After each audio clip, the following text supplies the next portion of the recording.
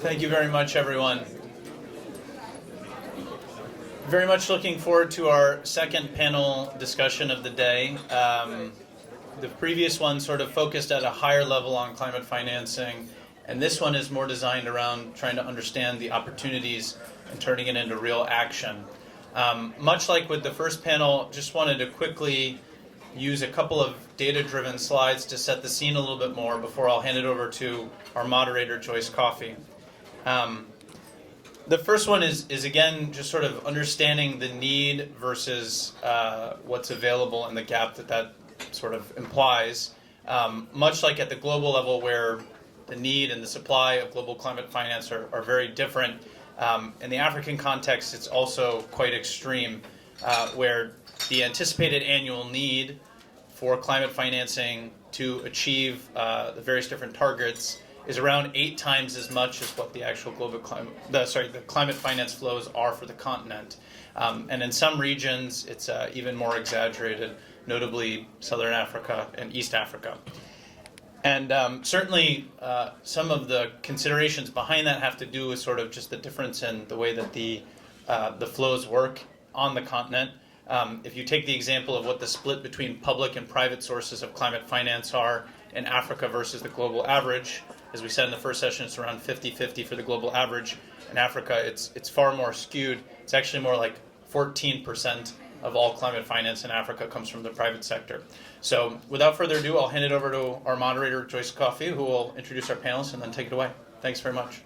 Thank you so much, Andrew, for those really important stats, because this is the panel that's going to help turn those stats around. I'm really so thrilled and honored to be here with all of you, and I'd like to introduce our panel, but first say that my name is Joyce Coffey, and I'm the president of Climate Resilience Consulting. We focus on saving lives and improving livelihoods in the face of climate disruption, including through resilience finance strategies. And very importantly, I am a board and advisor to Telesto Strategies, who I thank very much for bringing together this extraordinary group of panelists, but also this extraordinary group of participants writ large. Thank you all so much for being in Washington and bringing your warmth and power of each of your countries into the solution set that we're going to talk about today. On my right, we have Alie Kabba. Alie serves as ambassador and permanent representative of Sierra Leone to the United Nations. Thank you for your service. And before his current appointment, he was Minister of Foreign Affairs and International Cooperation of Sierra Leone, where he provided overall strategic and policy guidance in managing the country's global relations at both bilateral and multilateral levels.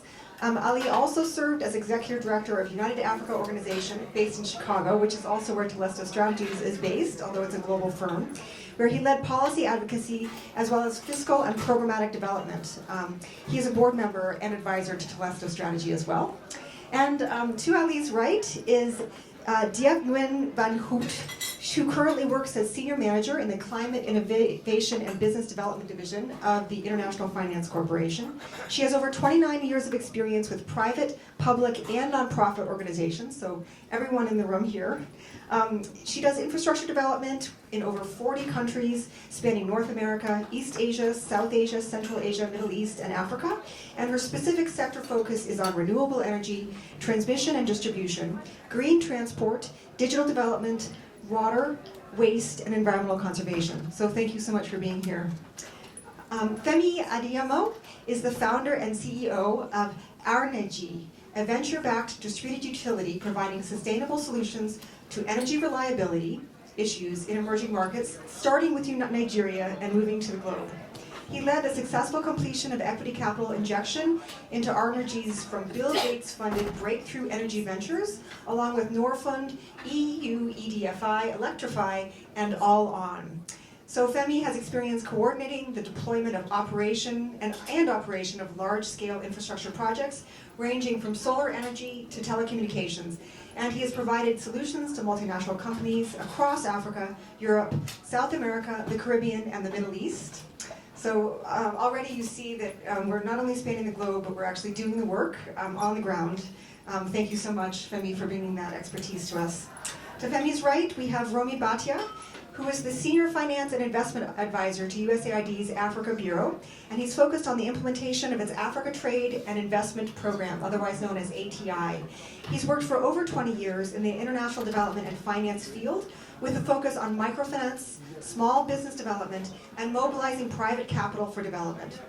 Romi has also served in roles as the Senior Advisor for Diaspora Engagement and the Africa Team Lead for the former Office of Development Credit. And he has been a Senior Credit Analyst for the U.S. Development Finance Corporation. So thank you for your service and thank you for being here.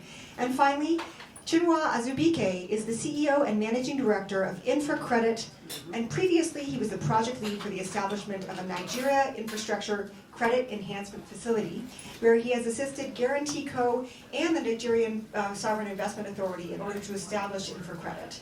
Chinua has over 16 years experience in corporate structured finance and debt capital market roles, and is a lead advisor in the establishment of key development finance institutions in Nigeria. So, well, welcome everyone. I'm so thrilled to be here with all of you and really looking forward to getting down into the weeds of how we actually build some solutions to some of the finance problems that we've already tabled in this morning's panel and also heard from the audience. And I'd like to hear first from Romi, if I may, just to give us a little bit of a level set here. We know, of course, that there is limited climate finance activity compared to other developing regions of the world. And I wondered if you could speak very briefly about the root causes from your point of view, but most especially because we're talking about solutions today, what approaches or strategies can be used to attract more climate finance from abroad or catalyze local country contribution? Thank you, Joyce. Thank you, everyone, for being here, and thank you for the team at Telesto for putting this together. As you can see from the last panel, there's a lot of really healthy debate and discussion on not just the climate financing gaps, but what we can do about them. So, and thank you for the introduction. My time, just briefly, focused on Africa has gone back to about 12 years. I used to be, as you mentioned, the agency lead on diaspora engagement. My co-pilot was Tomas, who you all heard from in the keynote. And we were focused on mobilizing the African diaspora to invest in their home countries, start their businesses in their home countries. They were already doing it. What we were just doing was providing the platform and the space to do it. And then I shifted on focusing on tools like, we've heard a little bit today, de-risking tools like credit guarantees to help mobilize commercial capital for development. And so I'm not a climate change expert, but from the finance and investment lens that I look at, it's clear, I think Ayan and the others had mentioned in the previous panel, the gap is significant, but more importantly, it's disproportionate to Africa. 86%, that's a significant amount of financing that is happening in Africa that's coming only from the public sector.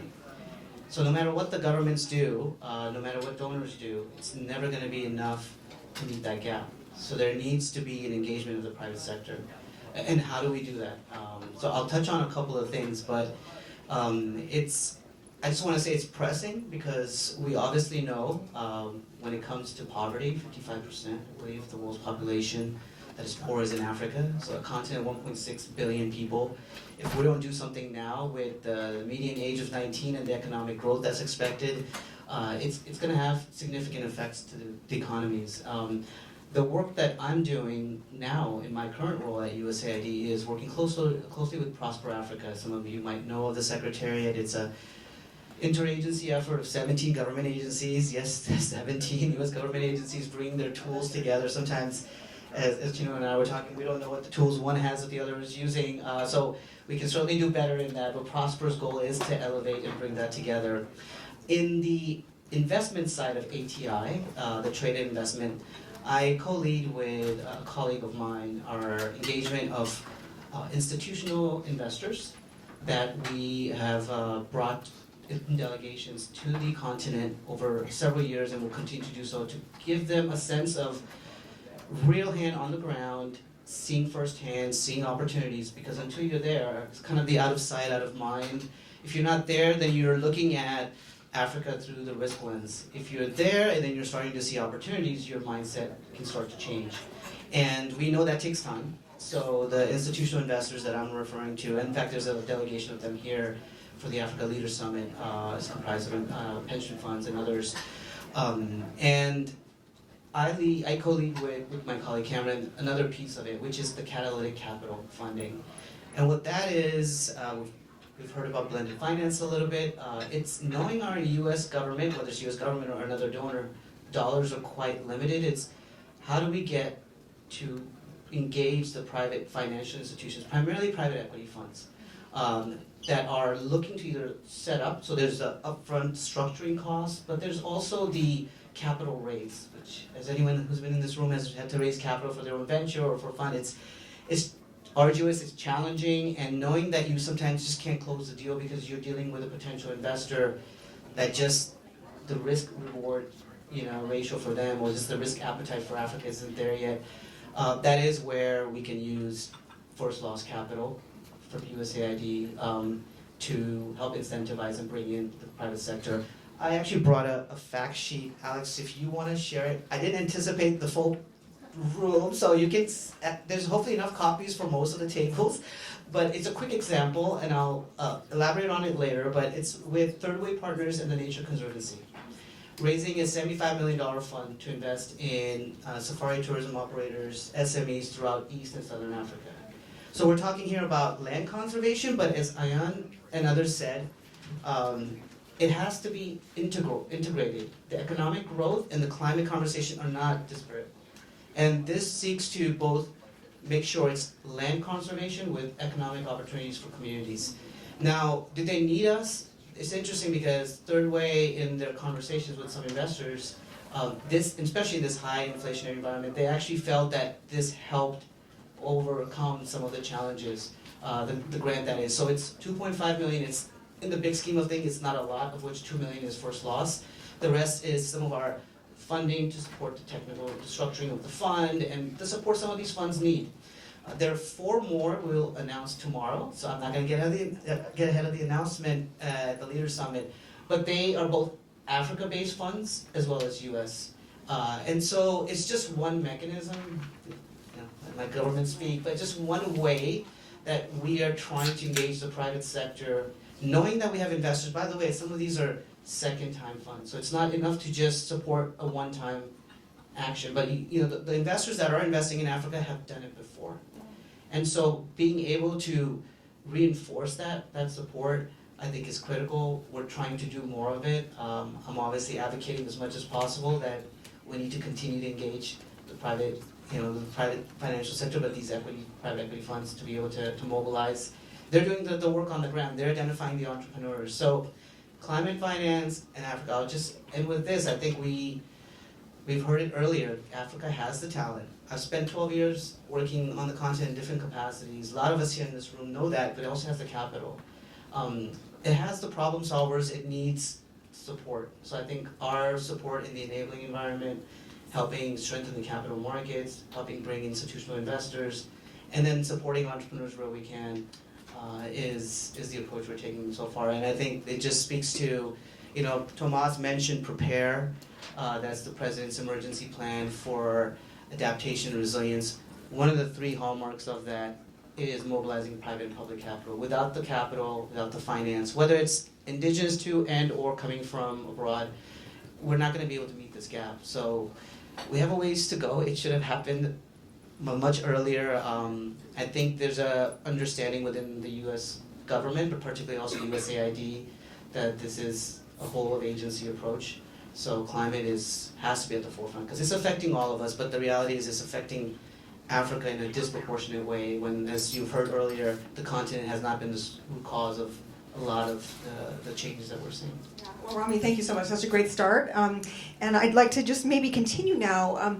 Diep, based on your leadership, can you help us think about some avenues of opportunity for prospective international partners to really participate in and support the Pan-African ecosystem? So obviously there's money that needs to happen, but we also heard the word support. So what are your thoughts on, how can those that aren't doing direct investment support or those that are be more involved in the continent and its climate finance? Thank you. First of all, the good news is that there is a lot of interest from both domestic investors and developers as well as international developers to invest in Africa. and across all sectors. However, we do have to demystify Africa and investments in Africa for investors. I've just come off a meeting with a group of international investors, a consortium of international investors who are interested in developing geothermal power in Africa, among which Kenya, Uganda, Ethiopia, Tanzania have reserves. However, what are the bottlenecks? And I'll just speak about this case among others that just demonstrate the barriers to investment in Africa and what governments need to think about to facilitate investment. The first is many of these developers actually don't know who the players are in Africa. And so I think demystifying who they need to go to ask about what the government's policy is and what the legal frameworks are and who can enable the legal and regulatory changes that are needed for investments is one. So, and connected to that point, coordination among government agencies is very important. And that's a key challenge. I worked at the World Bank for 17 years and the last 4 years at the IFC, and I've worked with over 100 governments around the world. And it's a consistent challenge, even in developed countries, coordinating policy across governments. So having a one-stop shop where investors can go and ask about specific policies, specific projects, and who to go to is very important. The second is having availability of studies. Every agency in government has a list of priority projects that they would like to have private sector investment, attract private sector investment. However, you do need to prioritize, and then you need to coordinate across agencies which ones should get the most attention, and then find ways to get the studies done. Most projects, especially the difficult infrastructure projects, transmission, distribution, even renewable power, geothermal, all of these require studies that take 3 to 4 years, and then the whole development period. It can take 10 years. We're involved in a few hydropower projects. The development period is 10 years. We're working with the government of Malawi on the Patamanga project. We're working with the government of Mozambique on a few hydropower projects. We actually developed we brought private developers to the Naktigal project in Cameroon, where we've just signed with the government of Egypt to finance a project that's over $1 billion for renewable energy. So all of these projects require feasibility studies and environmental and social safeguard studies. And so to the extent that you can get ahead of the game and commission these studies, then you're already going a step further. Third, standardization of documents is extremely important. We have several programs that are targeted to Africa and affect Africa in particular. As you know, there are 600 million people without access to electricity in sub-Saharan Africa. We've determined that about 30% of that population, the lowest cost solution is mini-grids. So we've developed a scaling mini-grid solution with standardized documents where we can come in, provide technical assistance, help the government structure these documents, and roll out in 3 to 6 months. That's probably the fastest you've ever heard of. We've done it in DRC. And connected to that, there's a very innovative solution that we're rolling out with Scatec and other containerized solution providers, where it's containerized solar plus battery energy storage in a container that you can just modularly take and drop down to the most remote communities. And the beauty of this solution is that it's a leasing solution, so it does not require long-term commitment. You can do leases for 5 years, so shorter term, and does not require long negotiations on PPAs. So it's not a solution for everyone, but it is a lowest cost solution for many. So there are many possible solutions where another one that we're doing that is attracting a lot of investor interest, obviously green hydrogen projects in South Africa, Namibia, Morocco. We're investing in wind and solar PV, IPP projects all over Africa are attracting attention. Hydropower projects, those high potential, but also require government support and a lot of the support of international developers. Green buildings, I'd like to talk about green solutions such as green buildings and green cities. We come in and assess buildings and how to make them greener, how to reduce the electricity consumption by at least 20%, and for that you get international certification, which then allows you to attract green bonds and green financing, lower cost financing.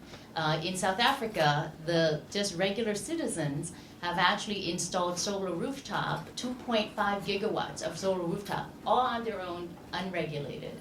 And so we're coming in to facilitate that by issuing green bonds through the local banks to allow just regular citizens to install solar rooftop on their roofs, and that's another way of addressing the access to electricity.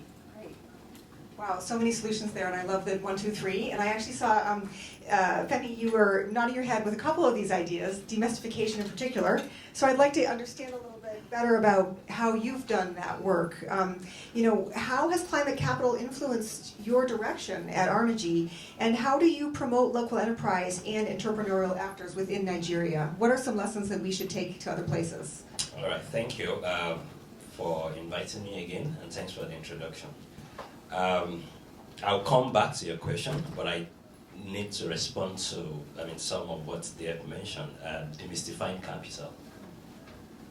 It's clear to us that for investors, especially American investors, to be successful in Africa, you have to ensure that you partner with people that have local intelligence.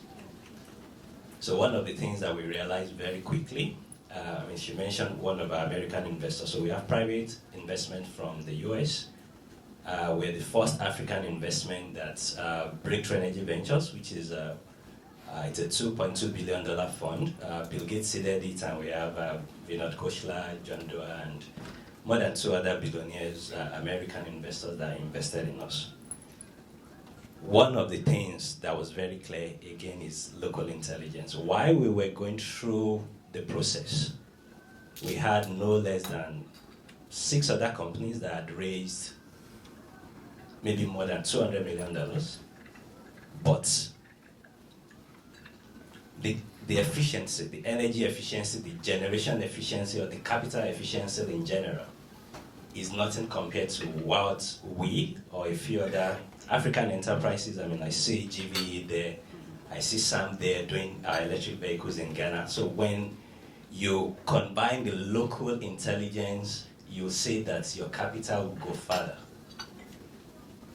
You cannot be in Bay Area, have all the team in Bay Area, and expect to be able to run successfully in Africa. You need to unlearn some of what you've learned here and go on the ground, understand the people, understand the markets, and with that, the chance of success is very high. So what have we been able to do with the private capital that we've been able to raise? It's also very clear. We take a step back. My experience or my background before energy is telecoms. And I saw how Nigeria, from 400,000 lines, fixed lines, in the late 90s, to the early 2000s, 400,000 became 5 million, 10 million, more than 100 million lines in Nigeria. That's arguably the best success story out of Nigeria.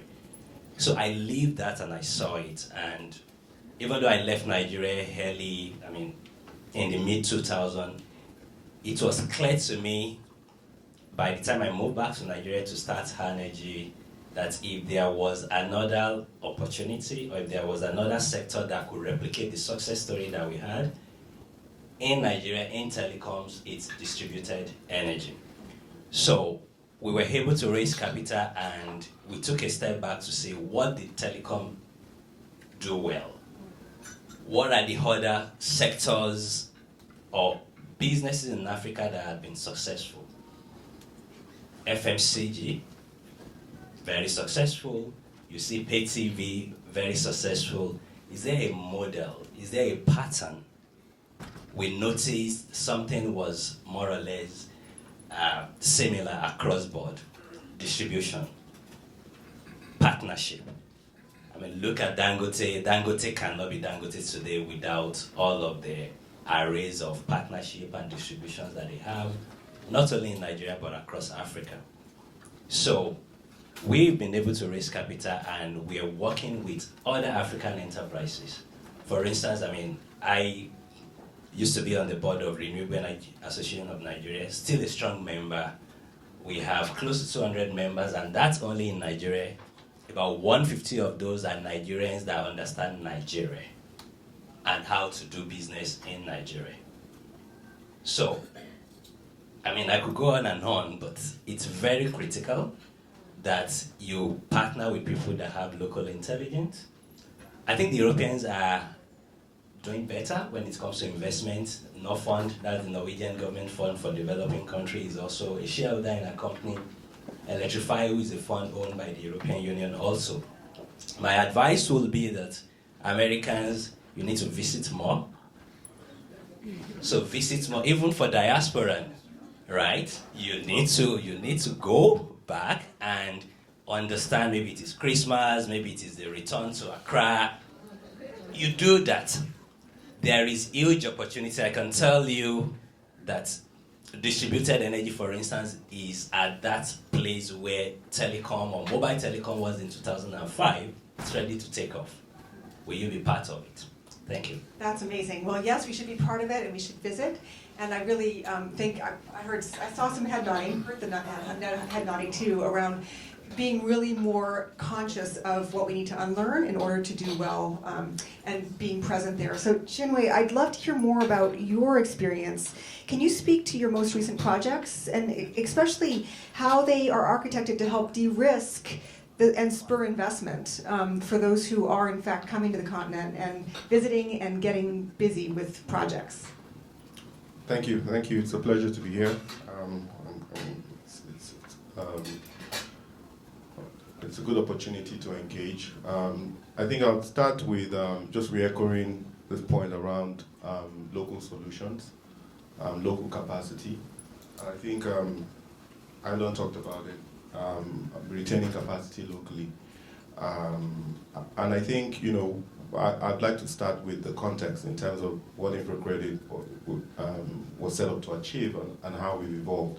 So 2017, the Nigerian Sovereign Investment Authority partnered with a development finance institution, the Private Infrastructure Development Group, to establish a local guarantee institution to create, enhance, and mobilize local currency from local pension funds to invest in infrastructure in Nigeria. One of the biggest challenges we have across Africa is the currency risk, right? The lack of ability to hedge. We earn our income in Naira, in local currency, in our respective local currencies. And when you finance infrastructure in dollars, you need to earn a dollar index return to pay back. And so how do you address that? And we've seen through COVID, we've seen recently, even the constraints fiscal countries, a lot of African countries face, that the sustainable path is to find local currency solutions. And we do have, in some countries, in Nigeria, we have a fast-growing local pension fund. We have a very youthful population, average age is about 19 years. And so we need to mobilize this funding to address some of our challenges. And it's a catalyst because it also helps to crowd in international capital. So between 2017 to date, InfraCredit has obviously increased its capital base with the likes of Africa Finance Corporation, KfW Development Bank, InfraCo Africa, and AFDB. But what is most important is we've been able to extend the tenor of financing for local projects in local currency from 10 years to 15 to up to 20 years. We've used guarantees to mobilize green finance in local currency from local pension funds. We helped finance special economic zones up to 20-year tenor from local pension funds. So what is increasingly possible, right, is that you can raise this patient capital in local currency.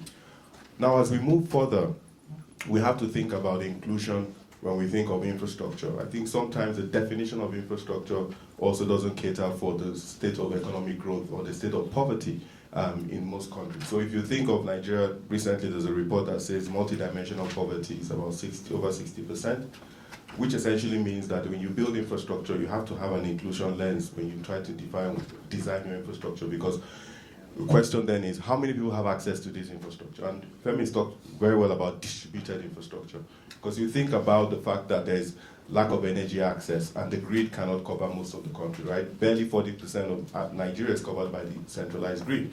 So this cost technology, as was highlighted, will come from off-grid mini-grids solutions, and these are renewable. So there is a significant opportunity to address, and I use that as an example, these solutions are replicable, right? So InfraCredit is being replicated in Kenya and also in other African countries. And the financial solutions that I'll talk about shortly can be replicated.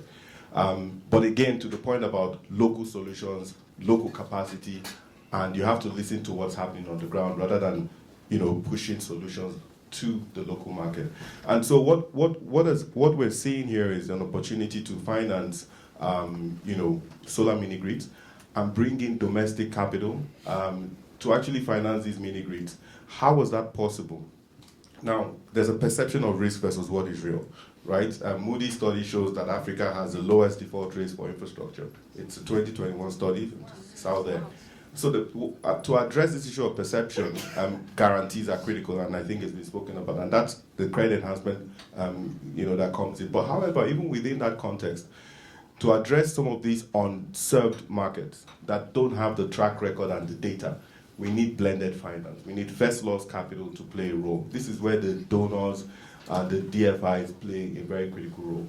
Now, to address these markets, in Nigeria, for example, 6% penetration of telecom access in rural areas. This is across a lot of African countries. And how do we talk about inclusion if we don't address issues around rural electrification, rural telephony, and reduce the migration rate that we're also struggling with? So, and we can add climate alignment to these infrastructure, right? Because it can be renewable as it is. So we were able to aggregate, because the biggest challenge a lot of times is the scale. So investors want scale, and so that is a barrier, because they ask, oh, well, it needs to be $10 million ticket or something of that nature before it makes sense for them. But the reality is that you have to build out that scale. These markets need to incrementally build. The deficit is large enough. For example, in Nigeria, we need about $10.4 billion to address the gap for mini grids, which will build out and support about 150,000 settlements. So you can incrementally build that scale. And so what we've done is to look at structures where donors bring first loss in the capital structure, which reduces the capital cost, because inflation is a challenge and high interest rates is a challenge. So you have to blend the cost of capital. Average cost of capital is about 15%. So how do you borrow 15% and pass on an affordable service? So you have to blend that. So we were able to get a donor to bring 50% of first loss, and we guaranteed the 50% senior debt that came from domestic insurance companies and pensions. And that brought the cost down to single digit, but that bore the first loss in the event that happened. But that allowed us to do something pioneering, a sector that we would have struggled with, to begin to allow pensions or insurance companies to allocate capital to rural mini-grid infrastructure. Now that means that, because you look at the amount of funding that is allocable, about 35% of the asset under management can go into domestic credit to the private sector, but it's not going because of, again, the need for credit enhancement. So we could blend that with a lot more donor funding. So for every $1 of donor funding can crowd in domestic resources that can go into infrastructure and create a more sustainable path to development that is inclusive, right, and is addressing the poverty challenge. Because when you think about it, these solutions are also addressing a interconnectedness between infra in terms of agriculture, because most of the milling for rice and maize, for example, 50-60% is by small-scale mills, and these are run on diesel, which creates an inflation. Even in our country, food inflation is the highest component to that. So by interlocking these solutions, and again, these are local solutions, but also supported by blended finance, by coming from the development agency. The UKAID actually provided the first loss. The next question is, how do you scale this up? So it's replicable, it's scalable, And these are solutions that can actually significantly address some of the burning challenges we're struggling with as a continent. Thank you. This is great. I mean, between Femi and Chinua, we have some solutions that seem like they could be useful in so many different countries. And we haven't heard much about Sierra Leone today. And so, Alie, I'd like to hear a little bit more about, the roadmap there for sustainable finance and sustainable investing. Can you share more about that process? Sure. Thank you. On? Okay, good. Thank you so much. First of all, I want to thank you for the warm introduction and to say that given what you've heard from my colleagues here, it is very clear that we have a lot in common in terms of what is happening across the continent. First, given my own background from government, we've had a lot about private sector investment, so it's important as we talk about blended capital and how to bring private-public partnership that we look at the government's role.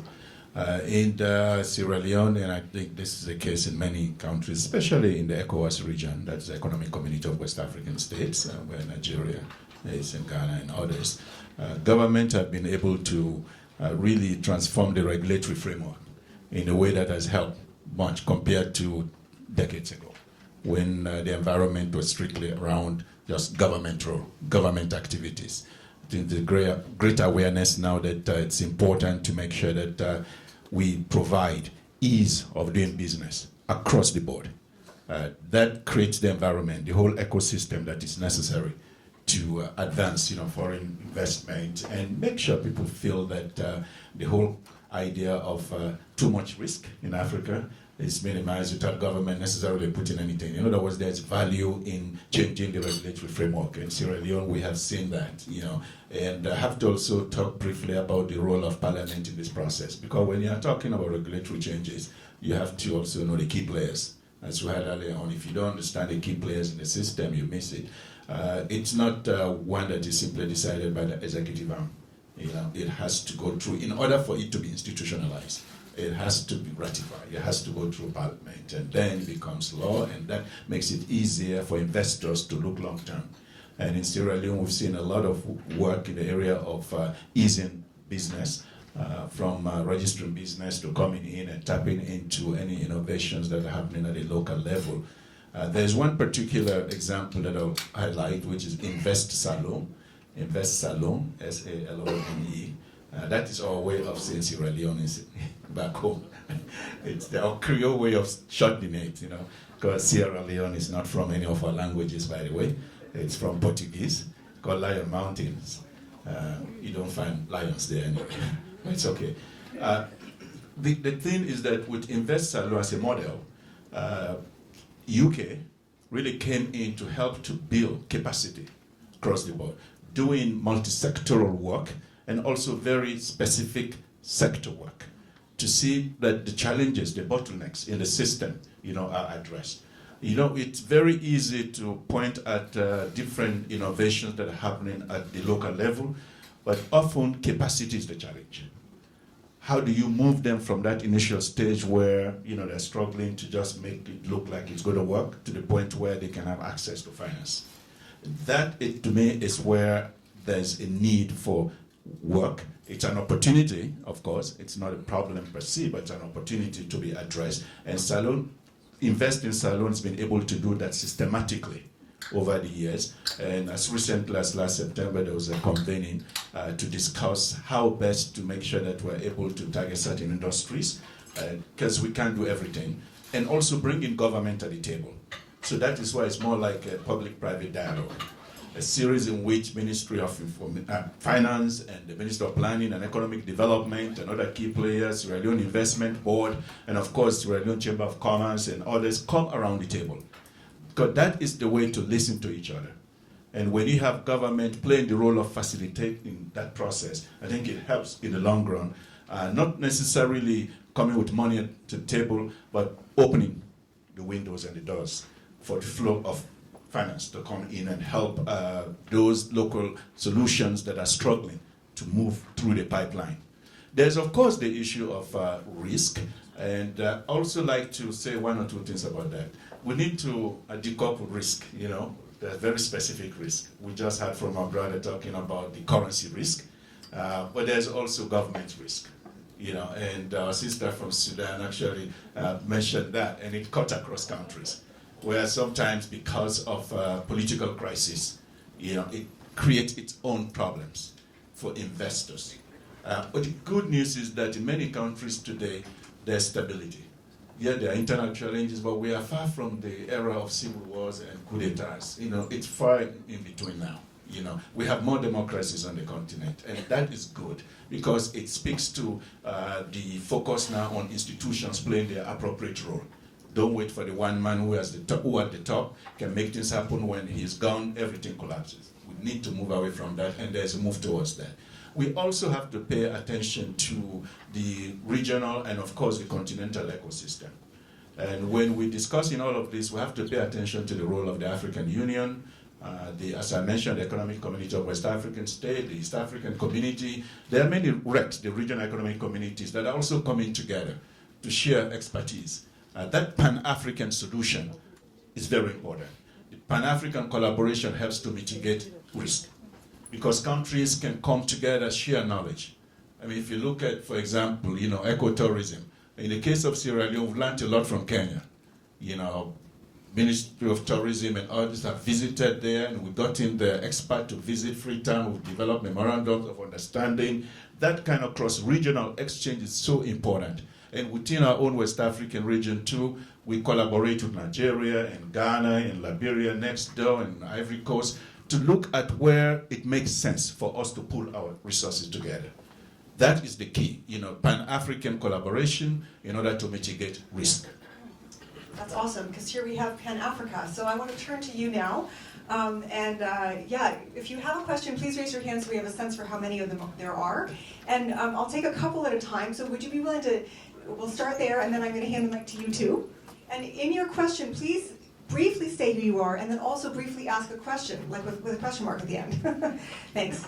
Okay, I'm Ngotenga Bayo, founder of Sunshine Girl from Chad. And we have a Sunshine Girl also here in the United States, based in DC.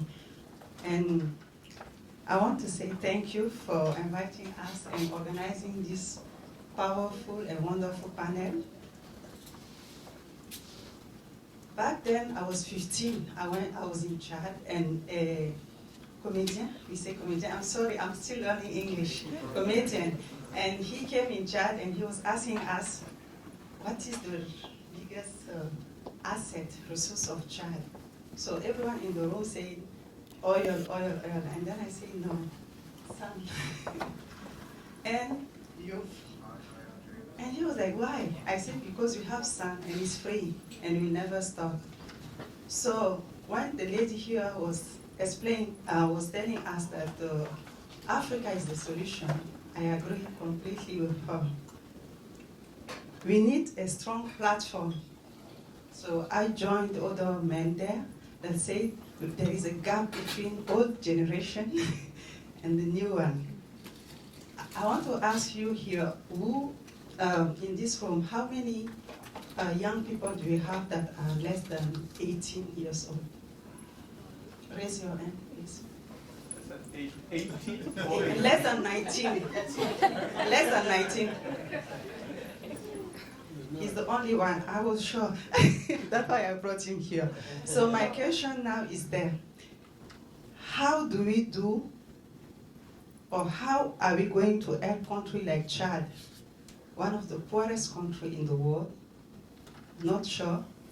But also for me, Chad is one of the richest countries in the world because we have sun, we have oil, and we have young people more than all. So how are we going to build that gap, that bridge between young generation and old generation to bring solution that is real? He has a question, and he was asking me so much question at home. He's my son. He's a freshman at the Catholic University, Electrical Engineering School. He was asking me too much question, and my work is FGM, is ending female genital mutilation. I publish a book in French, and I'm doing one in English. Educating children so they can stop poverty by themselves and end violence, using mostly boys to help them to understand who is woman and how to handle all those issues, but using mostly children. So I brought him here so he can use his voice and ask his own question. Please, let's hear it. So, good morning, everyone. Good morning. Emmanuel Ajam. And as she said, I am a freshman at the Catholic University of America. I'm majoring in a bachelor in electrical engineering. So my question is to know, today we can see that the majority of the jobs and the opportunities of work that we see in most of the private society, the private companies and the public companies, they're requesting a high level of experience. For example, I'm a freshman and I'm majoring in 4 years. Some companies ask an experience of more than 4 years. So even if I accumulate a lot of internship during my years, it's gonna be a little bit difficult for me to postulate for these jobs. So how can you guys find a way to help us with transition between the old generation and the new one? That's great. Wonderful question. I'm going to add one more to the list, and I think you here had a question. Your name and a quick question. Yes, my name is Bosco Munga, and I'm here with Honorable Raila Odinga, who is the Africa Union representative, and really, I wanted to pass the microphone to him because of exactly what Mr. Kibe said, and also Mr. Bhatia, is how do we generate a clearing office that can actually be an office? I was talking to Alex Cruzel, of which she's very strategic in the way she's thinking about this. How can we create a clearing office so that the solutions that are working on the continent, other Africans can learn about them, and also the private sector can become a strong component? And Honorable Mr. Odinga himself was the Minister of Transport and Energy, so he understands those. So very quickly, if he could speak of how his office can be beneficial to this particular conversation. Thank you, that is an ambush. You're I'm not ready to talk. But well, yeah, Africa, as you know, is the richest continent in terms of resources, but also the poorest in terms of living standards, so we speak. We have now created the African Free Trade Area Agreement, and we have a problem in actually promoting trade within the African continent. The intra-African trade stands at only 15%, but that of Europe stands at 70%, Asia it is 50% and so on. The biggest impediment here is the infrastructure, lack of infrastructure within the continent. And this is what we are trying to promote. But how do we develop the infrastructure? The biggest impediment here is capital. But somebody raised in the previous session the issue of the risky investment in infrastructure at the continent. We also know that we have got a lot of capital. You know, apart from pension funds, insurance funds, the sovereign funds that are available in billions of dollars. We have been asking that these funds, at least only 5% should be invested in infrastructure development.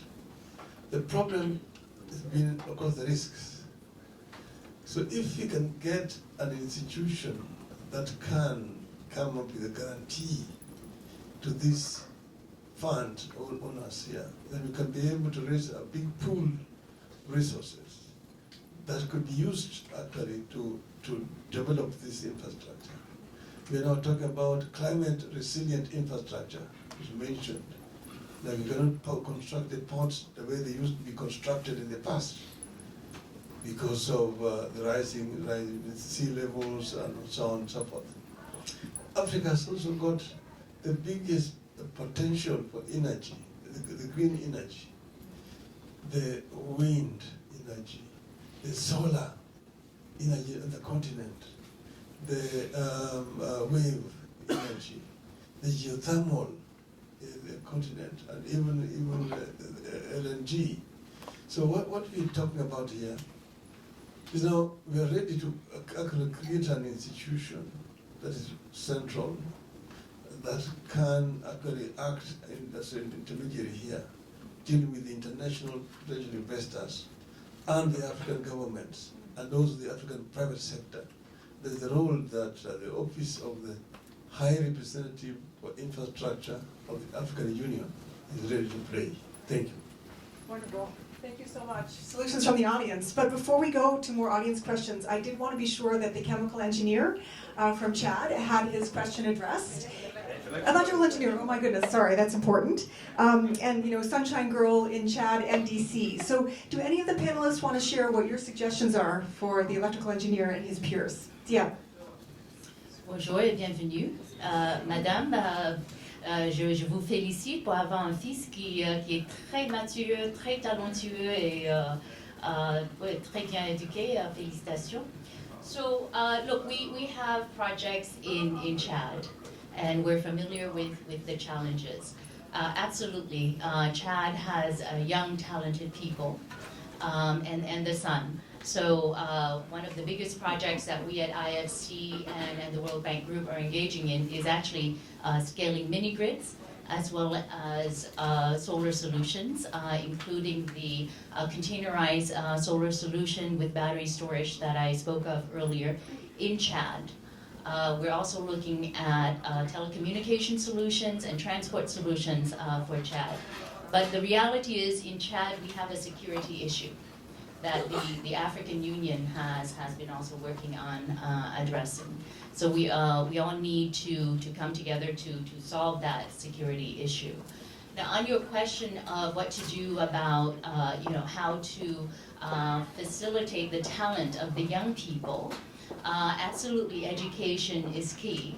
Now, not every young person in Chad can go abroad to study. So at the World Bank Group, we've actually come up with internship programs as well as facilitating higher education in Chad. So it's very important that we all work together to build more higher education capacity in Chad. But I also would advocate for the local businesses to consider internship programs for young people, which we have. We have at the IFC, we have at the World Bank. We actually hire high school students as well as university students during the summer and during the year to be interns, to get experience. But to scale up, we need African businesses to do that at the local level. And to your earlier question, sir, about how do we develop a guarantee facility, I absolutely agree with you that we need more guarantee resources. At the World Bank Group, we actually have guarantees. We do first loss guarantees, we do partial risk guarantees, payment guarantees, minimum revenue guarantees, all kinds of guarantees. But there is, as a panelist mentioned earlier, a perception of risk versus real risk. Now, we all need to alter our perception of risk. Governments as well as donors, right? So I will be the first to say, I think at the World Bank Group, we need to be less risk averse. But I've also seen that many governments need to be less risk averse. Many of the worthwhile projects that we try to bring investment, private investment to, the private investor wants to have a risk guarantee, but it's the governments that are not willing to offer this guarantee. So governments also need to change their perception of risk. Now, I want to tell you a quick story. I know there's a quick story about risk and how people's perception may not be reality. Dong Energy, I don't know if many of you know about the story of Dong Energy, that used to be a thermal power generator in Denmark, and that's now become the biggest renewable energy company in the world, Ørsted. Ørsted is investing a lot in wind energy as well as solar energy.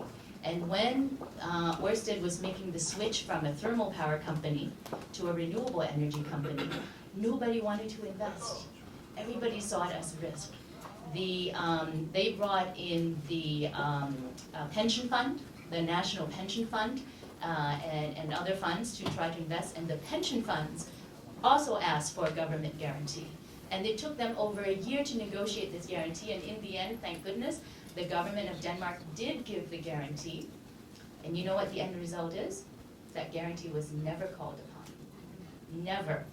And in fact, Van Orsted made 10 times, maybe more times, the money that was anticipated.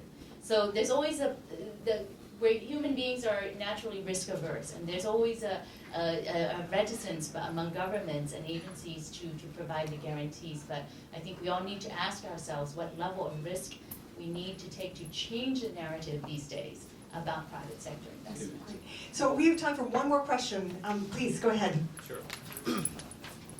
All right, I'll be brief. My name is Nekabari Goka. I head up Distributed Energy Resource Strategy and Investment at Exelon Utilities, which, for those who may not know, Exelon Utilities is the largest distribution and transmission utility company in the United States.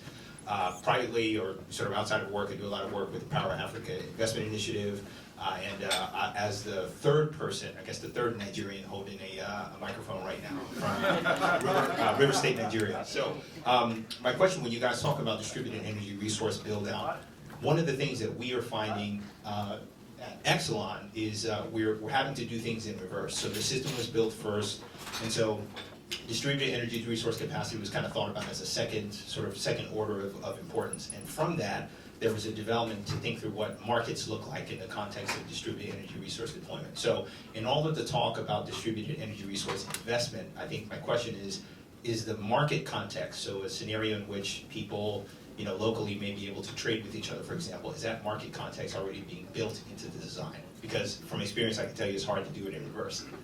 Nice. All right. Great question. Which of our panelists would like to take that? All right, that's for you. Go for it. So, again, if you look at the context of what we have on the ground, the disparity, so Nigeria is a country of 200 million people.